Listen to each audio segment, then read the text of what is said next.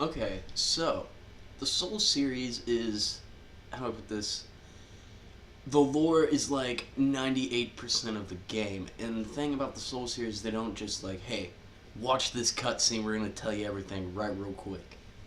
See, they show you through the level design and the item descriptions, and it's really interesting that way. And there's so much shit in Bloodborne, and I mean, I'm only past Vicar Amelia, but there's a lot in the depths of this story.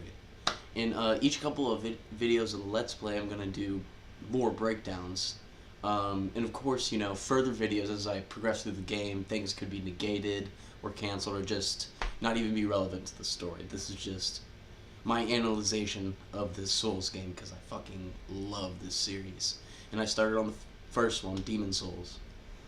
And honestly, it just continues to be more directly related to that and the old one and everything that the Demon Souls series or the first game set up.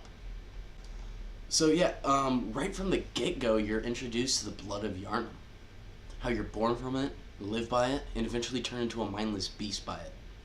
It's apparent there's a curse in these lands as you first start your journey. It's obvious from the plethora of werewolf beast enemies that the curse of blood is lycanthropy.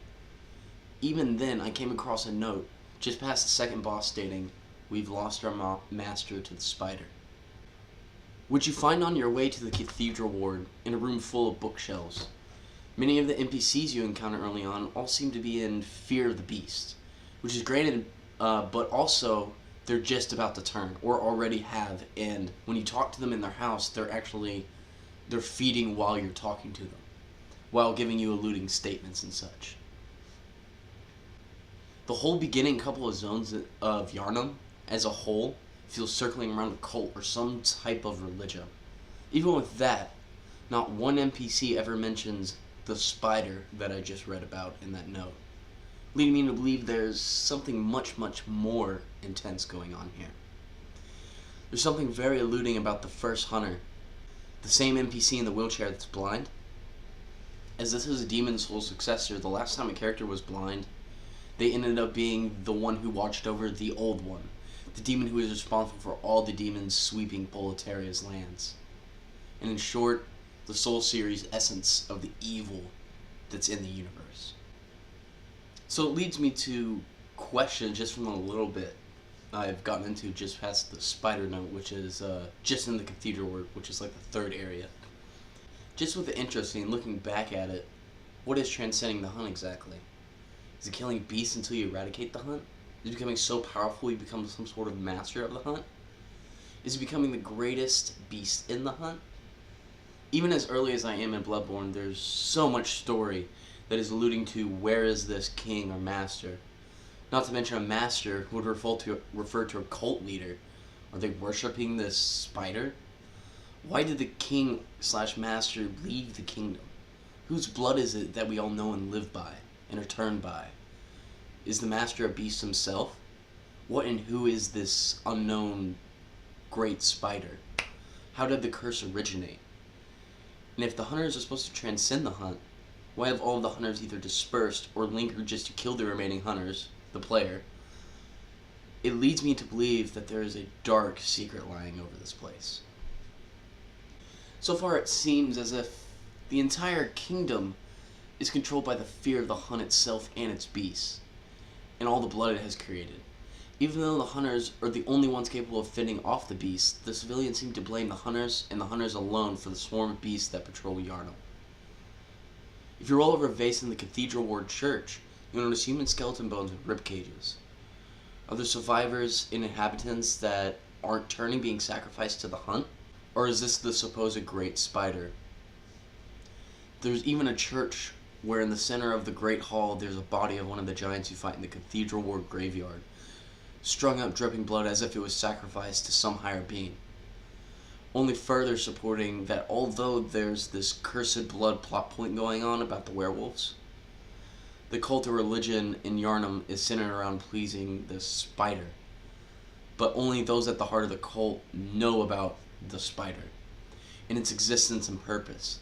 Once you beat Vicar, you touch a werewolf skull on an altar.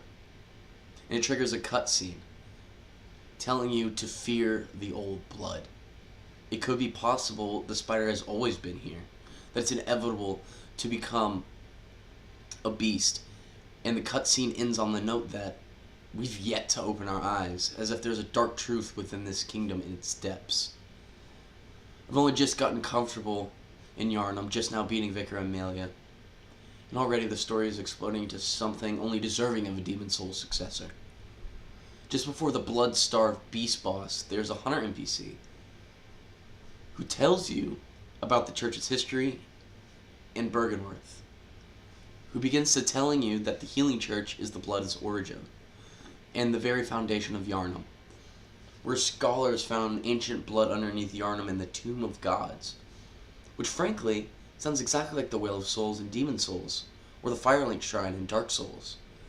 He goes on to tell you about Byrgenwerth, and how it was founded by the church, a place of study and scholars to study the healing power of blood.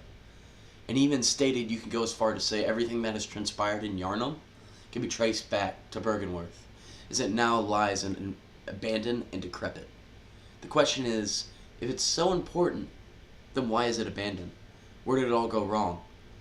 Was the blood they brought back the old blood? And what happened in the Tomb of Gods? And frankly, that name actually reminds me of the Tomb of Giants, especially considering the secrets it held in the Tomb of the Gods. And in regards to the Vicar Amelia cutscene, whose skull is that? What haven't we opened our eyes to? As I progress, the universe slowly unravels itself, answering questions like where the blood came from, and presenting even more as the plot expands to a much bigger picture.